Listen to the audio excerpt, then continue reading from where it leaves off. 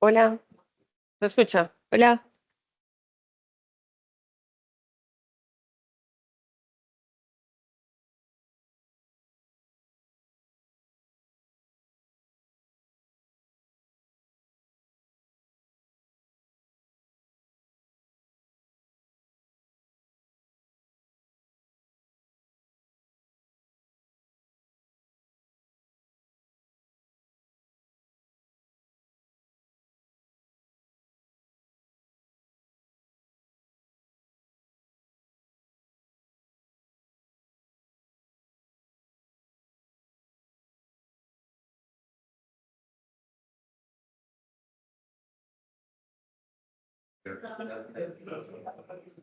Hola.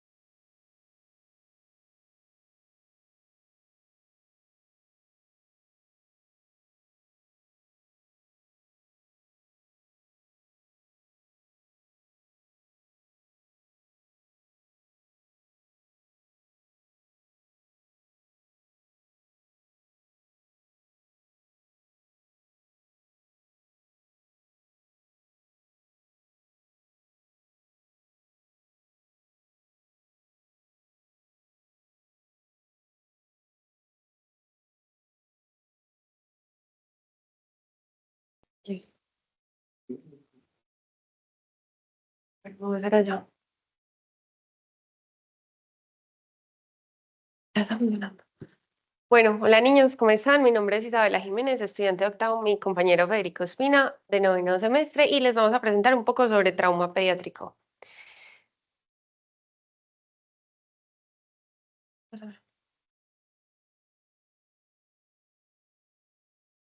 Bueno, ¿por qué es importante hablar de este tema? Porque las lesiones accidentales son una de las principales causas de mortalidad de niños mayores de un año y ocasionan mayor morbimortalidad que cualquiera de las otras enfermedades en niños.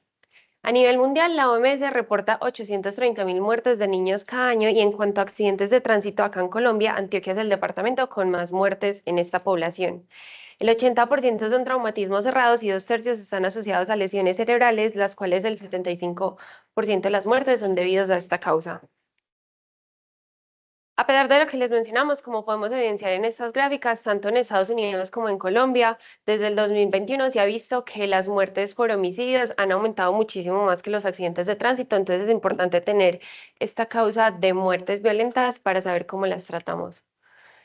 ¿Cómo podemos definir politrauma? Se define como dos o más sistemas afectados y que una de esas lesiones amenace la vida y después de realizar una evaluación inicial se debe valorar la gravedad de las lesiones. En esta se considera tanto criterios fisiológicos, anatómicos como mecanismos lesionales. En los criterios fisiológicos se tiene en cuenta la escala del índice de trauma pediátrico que valora tanto el peso, la vía aérea, la presión arterial sistólica, el nivel de conciencia, fracturas y daño cutáneo.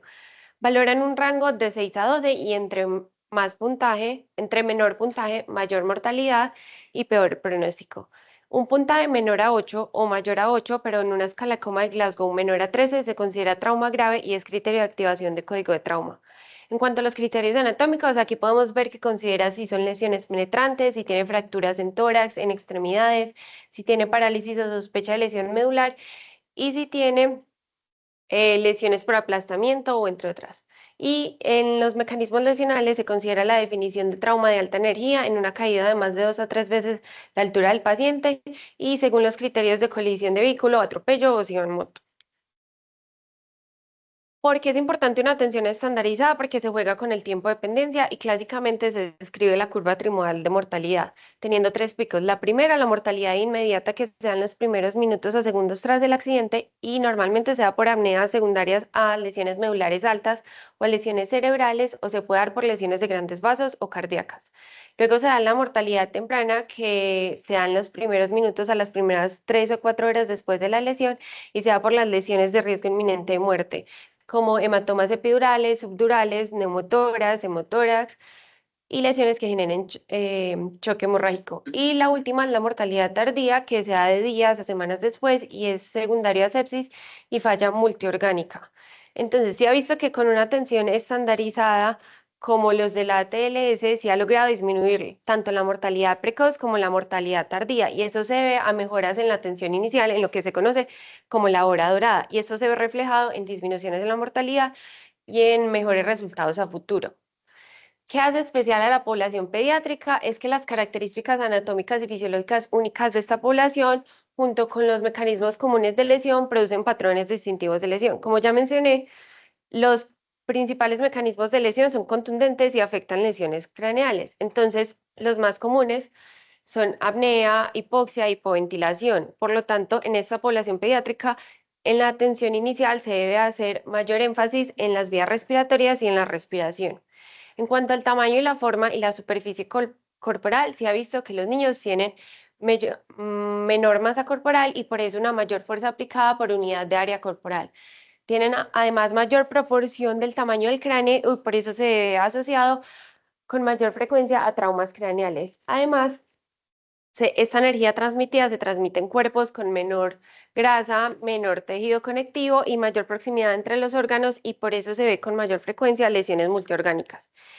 Y por su relación entre la superficie corporal y la masa corporal se ve con mayor proporción, mayor pérdida de energía térmica y por eso se debe tener cuidado con la hipotermia que se desarrolla rápidamente y puede complicar el tratamiento.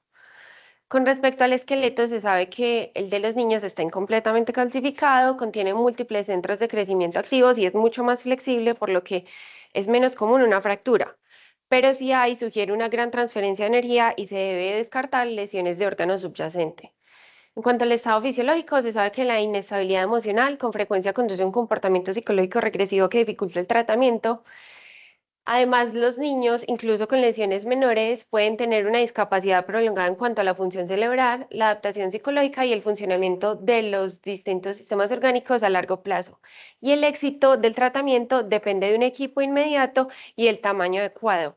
Algo que nos ha ayudado mucho con este aspecto es la Pediatric, no sé si la conozcan, pero esta cinta nos ayuda a estimar el peso en función de la longitud para así tomar medidas adecuadas en cuanto a los volúmenes, la dosis de medicamentos y el equipo del tratamiento. El abordaje inicial es una evaluación clínica que se debe realizar en los primeros 5 a 10 minutos de atención inicial y se debe iniciar con el triángulo de aproximación pediátrica y seguir con la secuencia del ATLS, que es el ABCDE, pero se debe priorizar la X en casos de hemorragias exsanguinantes.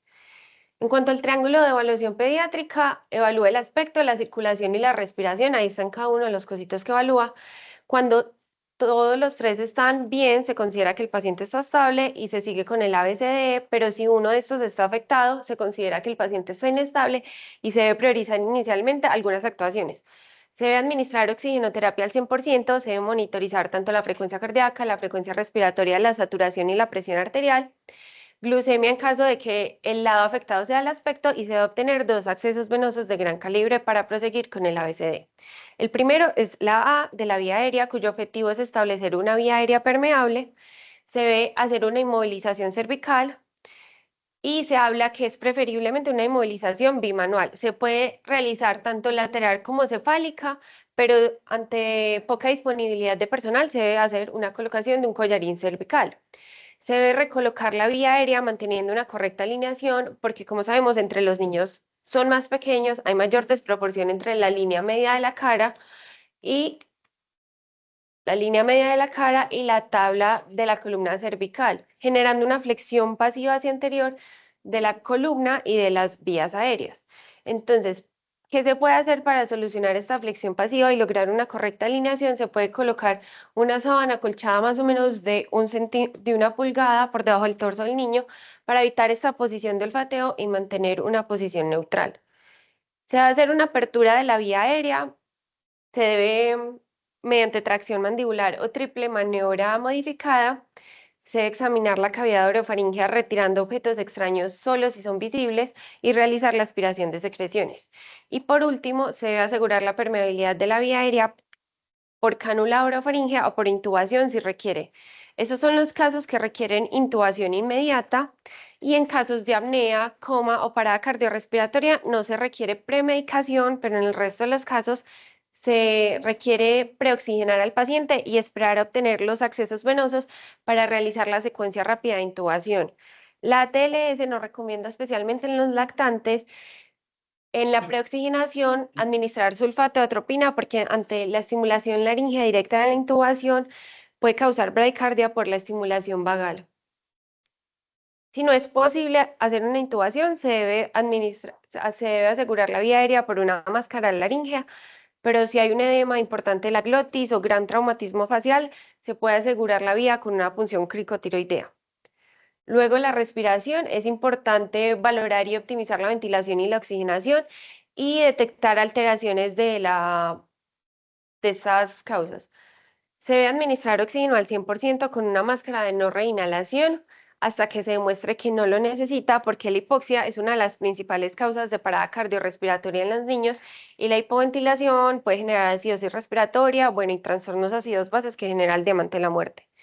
Se debe evaluar la respiración. En cuanto a la frecuencia respiratoria, se sabe que a menor edad, menos respiraciones por minuto. También se debe hacer una inspección, detectar pues dónde está la tráquea, si hay desviaciones, si hay ingurgitación yugular, si hay hematomas, laceraciones, diferencias en la excursión pulmonar. Se debe percutir, se debe auscultar y se debe palpar.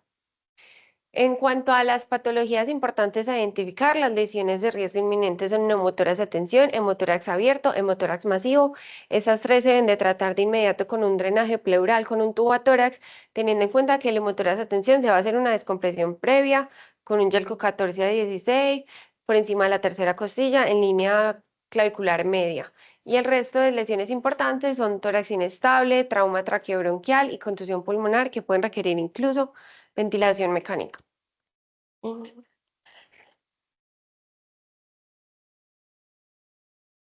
Sí, ya. Listo, perfecto. Ahora seguimos con la parte de circulación. Frente a circulación, vamos a siempre lo primero, reconocer las hemorragias, ¿cierto? Entonces, todo paciente que vayamos a evaluar, evidenciar si tiene alguna hemorragia evidente que le esté comprometiendo la vida, ¿cierto? No vamos a centrar en algún raspón suave o el raspón que más esté distrayendo al niño, no, algo que esté poniendo literalmente grave la vida del paciente. Que hay que reconocer el compromiso circulatorio. En los niños en pediatría es muy importante reconocerlo. ¿Por qué? Porque ellos tienen una compensación fisiológica. Un niño que está hipotenso es un niño que ya pasó y superó esa compensación, entonces está más grave de lo que sería un adulto hipotenso, ¿cierto? Los niños primero hacen una taquicardia, esa taquicardia sube más o menos hasta cuando pierde 30% de la volemia sanguínea total y ahí es cuando empieza a perder presión arterial. O sea, solo en ese momento empieza a bajar la presión arterial. Entonces sabemos que cómo vamos a reconocer un choque circulatorio hipovolémico en un paciente pediátrico en trauma cuando tenga taquicardia y un llenado capilar mayor a 2 segundos, o puede tener también piel moteada, frialdad distal, pero lo más importante de esto, taquicardia y un llenado capilar prolongado.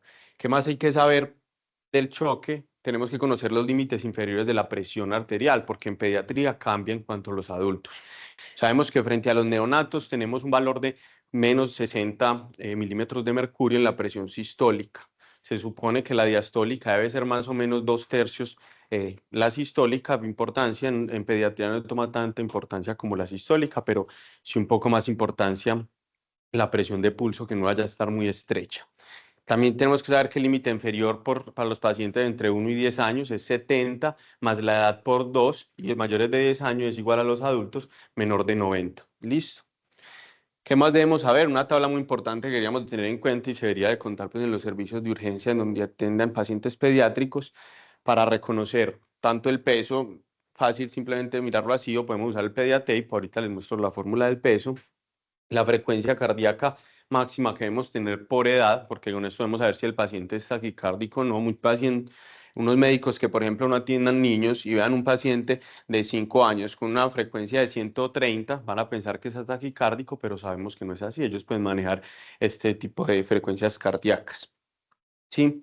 También hay que saber la presión arterial, como les dije, pues ahí es un estimado más o menos de los límites inferiores, pero ya sabemos el cálculo para hacerlo más preciso en cuanto a la edad.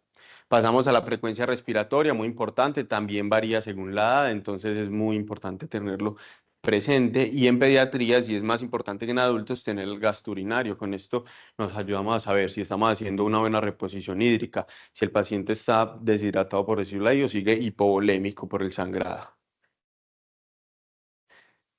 Aquí tenemos más o menos en cuanto al porcentaje de pérdida de volumen, qué sucede y qué va sucediendo. Entonces vamos viendo que menos de un 30% de volumen solamente se aumenta la frecuencia cardíaca, pueden haber pulsos débiles y filiformes, la presión sistólica va a ser normal, como les mencioné. El sistema nervioso central, ellos que van a presentar, van a estar ansiosos, irritables, confusos, van a querer estar con la mamá, van a estar llorando todo el tiempo, no se van a dejar atender por el personal. La piel, ¿cómo va a estar? Fría, más que todo distalmente, un llenado capilar prolongado, y el gasto urinario va a estar pues bajo o muy bajo. En cuanto a la pérdida moderada de volumen, entre 30 a 45% del volumen sanguíneo total, ya es un marcado aumento de la frecuencia cardíaca, los pulsos ahora son un poco más débiles, hay ausencias de pulsos periféricos, pero incluso la presión sistólica sigue siendo normal o baja o limítrofe. Todavía la presión no se ha bajado, como les mencioné, para que se llegue a bajar la presión hay que perder un poco más del 30%, entonces apenas ahí empieza a bajar. Sistema nervioso central, ¿qué va a pasar? Van a estar un poco letárgicos, un poco estuporosos, la piel puede estar cianótica, otra vez con llenado capilar prolongado, puede tener piel moteada y frialdad distal, ¿cierto? Lo mismo siempre que el anterior. Y ya cuando hay una pérdida severa del volumen, cuando pierdes más del 45%, van a haber una taquicardia seguida de bradicardia. Se habla de bradicardia cuando se pierde más o menos más del 50% del volumen total. Entonces, un paciente pediátrico con bradicardia hay que trabajarle muy rápido porque ya ha perdido el 50% de su volumen. Van a haber pulsos periféricos ausentes, ahora sí se va a presentar la hipotensión, es un paciente que va a estar comatoso, que va a tener la piel pálida y fría y que el gasto urinario, pues no va a tener gasto urinario, ¿cierto? En ese momento no va a priorizar los riñones. Muy bien, hablamos de volumen sanguíneo circulante, ¿cierto? Como les mencioné, hay unos valores de porcentajes y hay que reconocer cómo lo podemos calcular para saber, pues, cuál es el volumen sanguíneo circulante de mi paciente. Tenemos que conocer el peso del paciente. ¿Cómo lo vamos a saber? Preguntarle al familiar, ¿cierto? Un paciente pediátrico normalmente o idealmente va a llegar con un familiar y si el familiar no está herido, se le pregunta. Si no sabe, pues usamos la cinta métrica o el Pediatape, que es una muy buena herramienta. Si no la tenemos tampoco disponible, vamos a usar la fórmula. 2 por la edad en años más 10. Ejemplo, un paciente de 5 años, 2 por 5, 10 más 10, 20. ¿Qué debemos saber? Que el volumen circulante es de 70 a 80 mililitros por kilo. Entonces, es muy importante para reconocer esos porcentajes. Accesos venosos. Entonces, todo paciente con trauma, lo ideal es cogerle 2 venas, ¿cierto? Con un yelco más o menos grande, pues en pediatría eso varía dependiendo de la edad, pero grande para la edad. 2 accesos venosos lo más pronto posible. ¿Dónde los vamos a poner? Idealmente en fosas antecubitales o en las venas apenas en los pies. En los niños puede ser tranquilamente en los pies porque son más pequeños, entonces el líquido va a llegar igual de rápido al corazón. Solamente vamos a tener 2 intentos. Si en 2 intentos no somos capaces, sabemos que en los niños la hipovolemia va a llevar a que las venas se desaparezcan casi que por completo. Entonces, si a los 2 intentos no es capaz, pasamos a la intraósea, ¿cierto? Un acceso intraóseo. Que en adultos también debería ser protocolo, pero pues en adultos se espera un poco más para iniciar la intraósea. En niños sí es un poco más rápido.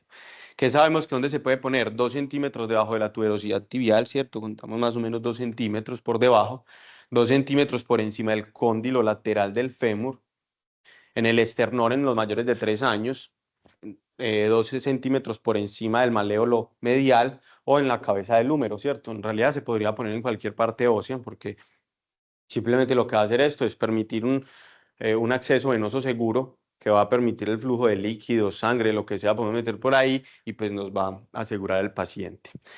¿Qué herramientas tenemos? Tenemos la aguja que se usa en Critical Care y el taladro, ¿cierto? Esta aguja se pone así en punción como si uno estuviera como un destapacorchos más o menos. Y pues el taladro, si es un taladrito mecánico que ayuda pues, a que la aguja entre más fácilmente. Hay otra herramienta que se llama la pistola intraósea, pues que es como una pistolita que se pega al hueso y eso dispara como inmediatamente al hueso. Pero uno se va a acostumbrar a lo que tiene el servicio. ¿Cómo vamos a controlar el sangrado? Vamos a empaquetar la herida y generar presión. Lo primero que vamos a hacer siempre, empaquetar en forma de acordeón y presionar firmemente la herida. Si así la herida no controla el sangrado, pasamos a un torniquete, si lo tenemos disponible. Si tenemos un torniquete convencional, es lo ideal. No sé si han visto un video de un soldado hace poco, una niña que fue atentada pisó una mina antipersonal, pues un soldado pues, colombiano le coloca un torniquete. Hay un video donde el, sí estamos usando el torniquete en áreas extrahospitalarias. Y se puede usar también los torniquetes no convencionales, tienen menor efectividad y generan más daño del tejido, pero pues ante no tener el convencional, vamos a usar uno convencional, ya sea con algodón, con lo que tengamos, pues con telas de algodón o con lo que tengamos disponible. Muy importante la reanimación con líquidos y sangre. Esto es como lo más importante en circulación porque cambia un poco a los adultos. Entonces, primero que debemos saber, los líquidos cristaloides. Siempre usar líquidos cristaloides isotónicos calientes. Eso siempre lo mencionan, tanto en adultos como en niños. Líquidos isotónicos calientes. Vamos a iniciar con un bolo de 20 mililitros por kilo siempre en todos los pacientes, pero hay que recordar que esto no nos va a reemplazar la sangre que ha perdido el niño. Si el paciente está en hipovolemia, en un trauma, lo más probable es que sea por sangre, no va a ser por deshidratación. Entonces, hay que recordar esto. ¿Cuál es la estrategia que nos recomienda la TLS? Es dar 20 mililitros por kilo. Si no hay mejoría, dar otro bolo de 20 mililitros por kilo. Si aún no hay mejoría, ahí sí iniciar los glóbulos rojos de 10 a 20 mililitros por kilo. Ya uno decide lo que tenga disponible, lo que no tenga disponible. Y hay que definir cuándo es mucho líquido, porque en adultos sabemos que es mucho líquido empeora el desenlace del paciente y sabemos que se puede hacer una reanimación hipotensiva. Entonces, la pregunta es, ¿en pediatría se puede? Entonces, aquí les trae estos 2 estudios. Este primer estudio es de un hospital en China, en donde cogieron pues, todos los pacientes de hospital pediátrico, más o menos de 10 años, y que buscaron, buscaron a ver los pacientes que han reanimado con mucho líquido y con poquito líquido. Eso lo ajustaron obviamente por las diferentes heridas y por la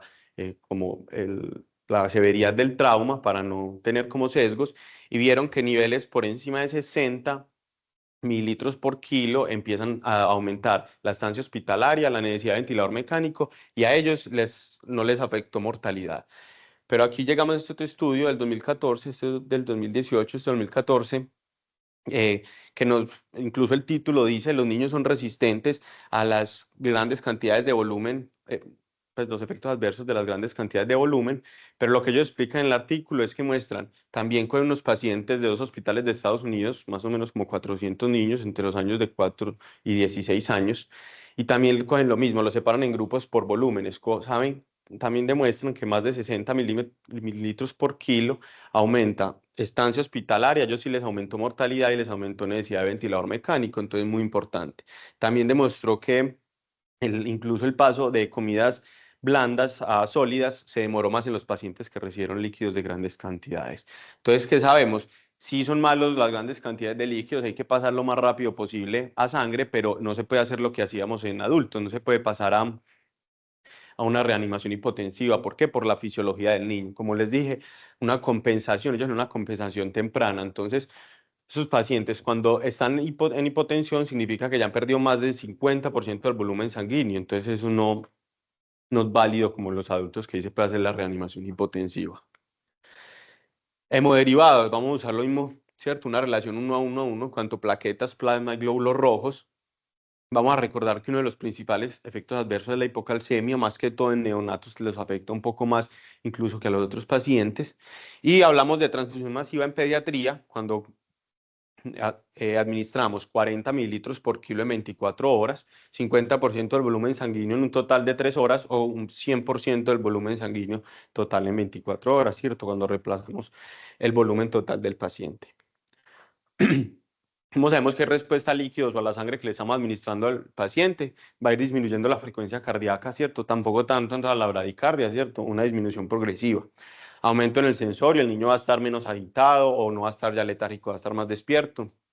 Va a haber retorno de pulsos distales, cambio en la coloración de la piel, ya no va a estar moteada, ya va a estar un poco más caliente, va a aumentar la temperatura, se normaliza la presión sistólica si estaba baja o si estaba limítrofe, y el gasto urinario, pues dependiendo de la edad, como vimos ahorita, va a cambiar entre 1 a 2 mililitros por kilo hora, pues, o 0,5 en adolescentes. Ácido tranexámico en pediatría. El ácido tranexámico es un antifirinolítico, inhibe competitivamente el plasminógeno y altas dosis inhibe la plasmina. Altas dosis son las que administramos en trauma. Entonces, ¿qué sabemos? Que se puede administrar 1 gramo en 10 minutos, luego 1 gramo continuo por 8 horas en mayores de 12 años, igual a adultos. Pero en los menores de 12 años sí debemos de cambiar la fórmula, debemos usar 15 miligramos por kilo en 10 minutos y después 2 miligramos kilo hora por las siguientes 8 horas. Y esto solamente si el sangrado pues, fue menos de 3 horas, que fue lo que nos demostró el CRASH. El CRASH 2 es un estudio que se realizó en adultos, no habla de pediátricos, pero se hizo un estudio PETRAX en el 2014, o sea, antes del CRASH 2, en áreas de combate de Afganistán e Irak, en donde investigaron el uso de ácido tranexámico y se demostró que los pacientes que se les administraba frente a los que no, si aumentaba, si disminuía la mortalidad y si disminuía la estancia hospitalaria. Bueno, pasamos ya a neurológico, muy importante la escala de Glasgow modificada, ¿cierto? Conocerla por edades. Esto es muy importante, ¿por qué? Porque como mencionamos ahorita, el TEC es el principal problema en trauma en los niños, porque ellos tienen una cabeza muy grande, entonces pues se pueden pegar con la cabeza más fácil. Entonces es muy importante la escala de coma de Glasgow.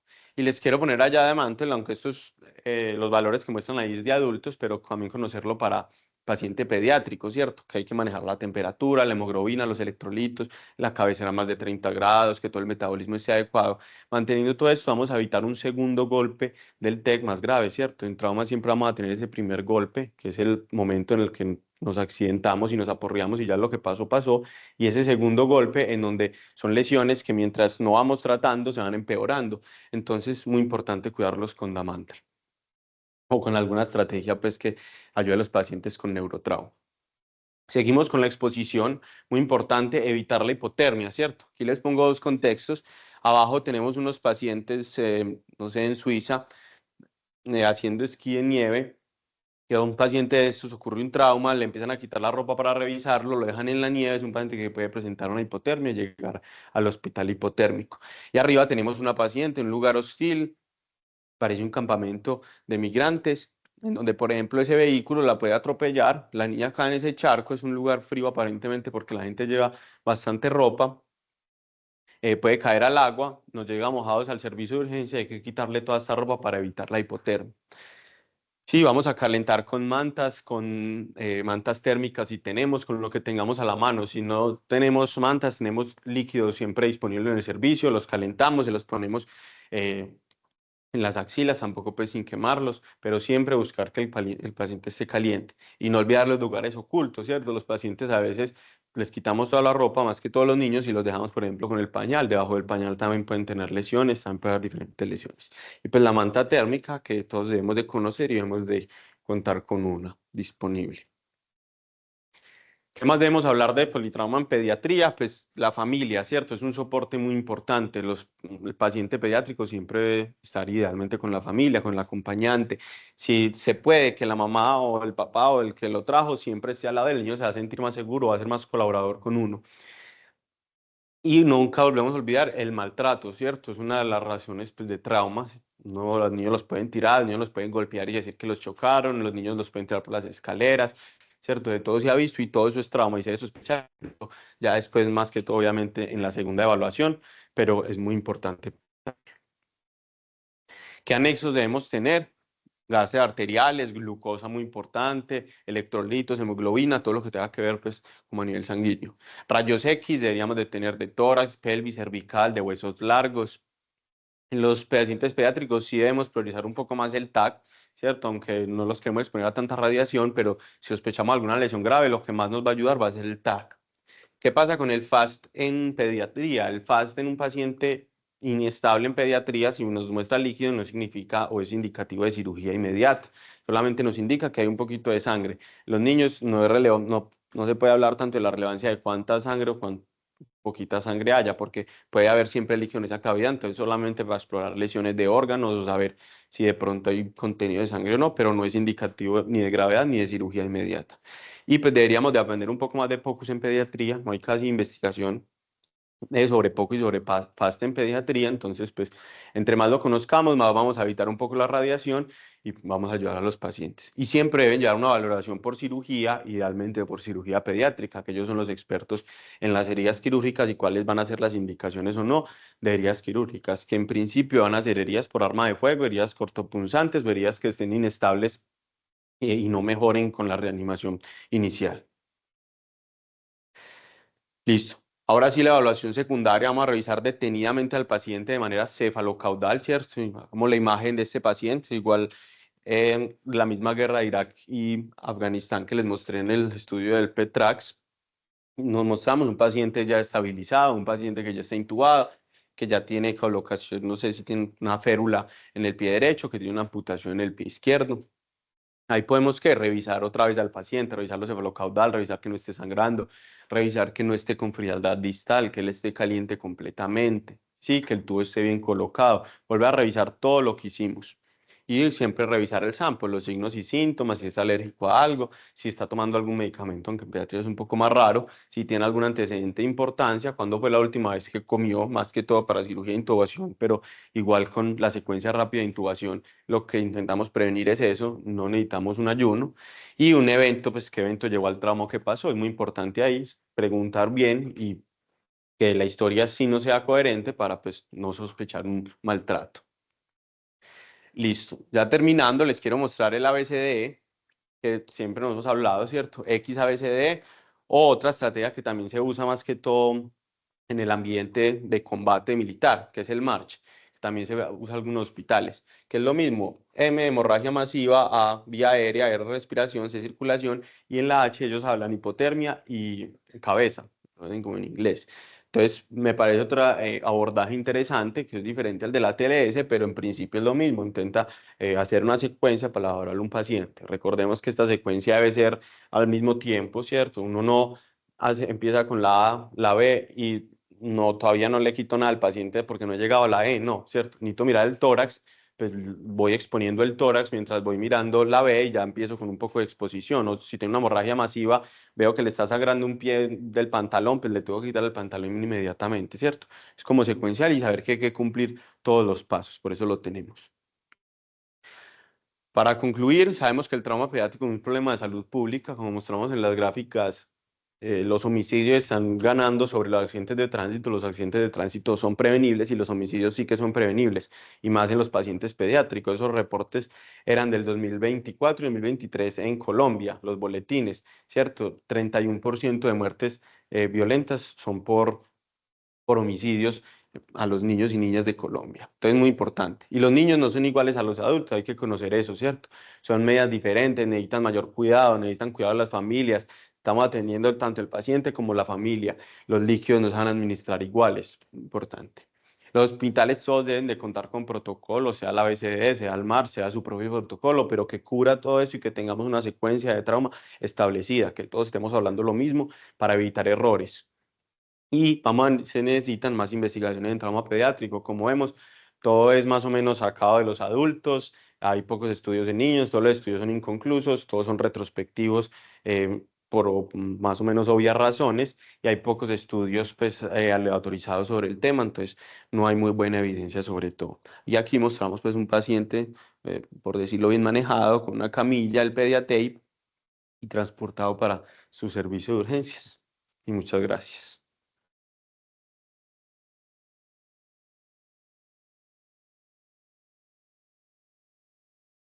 Listo. No, quieren quedar.